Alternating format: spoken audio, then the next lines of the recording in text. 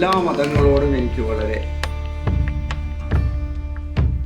താല്പര്യമുണ്ട്. മതത്തിന് വേണ്ടി അതിൻ്റെ ചിട്ടയനുസരിച്ച് ജീവിക്കാൻ ആരുമില്ല. ഞാൻ ഒരുപാട് മുസ്ലിങ്ങളുമായി ബന്ധപ്പെടാറുണ്ട്. അവരുടെ പല പ്രശ്നങ്ങളും, നീ 5 നേരം നമസ്കരിക്കുക, ഹിന്ദു പിള്ളേരോടൊക്കെ ശ്രമിക്കുക, നീ രാവിലെ യോഗ ചെയ്യും, നീ ഭഗവത്ഗീത വായിച്ചു. ക്രിസ്ത്യാനികളെ പ്രശ്നങ്ങളായിട്ട് വരുന്നത്, നീ ആ ബൈബിള് ശരിക്കും ഒന്ന് പഠിക്കുക. നിന്നെ പോലെ നിന്റെ അയൽക്കാരനെ സ്നേഹിക്കുക. നിന്നെപ്പോലെ നിന്റെ അയൽക്കാരനെ സ്നേഹിക്കുക എന്ന് പറഞ്ഞാൽ, നിന്റെ കുടുംബത്തിൽ എന്തെല്ലാം പ്രശ്നങ്ങളുണ്ടോ അവൻ്റെ കുടുംബത്തിലെ പ്രശ്നം നീ അത് കണക്കാക്കണം. നിന്നെപ്പോലെ നിന്റെ അയൽക്കാരനെ സ്നേഹിക്കുക. ഖുർആൻ, നീ 40 പേരെ നീ ഭക്ഷണം കഴിക്കുമ്പോൾ 40 പേര് നിന്റെ ചുറ്റും ഭക്ഷണം കഴിക്കുന്നുണ്ടോ എന്ന് നോക്കണം.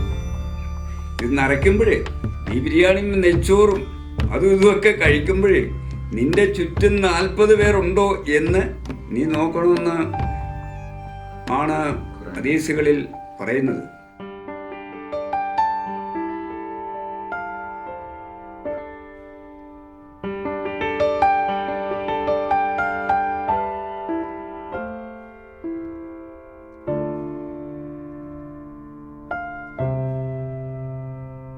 അപ്പോൾ അങ്ങനെ ഇതെല്ലാം പഠിച്ചു വരുമ്പോൾ എന്താണ്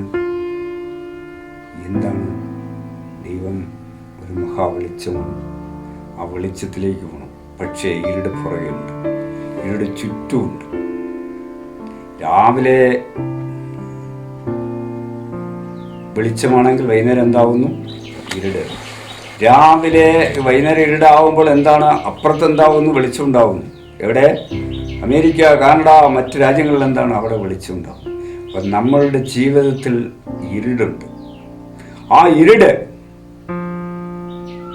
അതിനെ ആർഷഭാരത സംസ്കാരം അനുസരിച്ച് മായെന്ന് പറയും.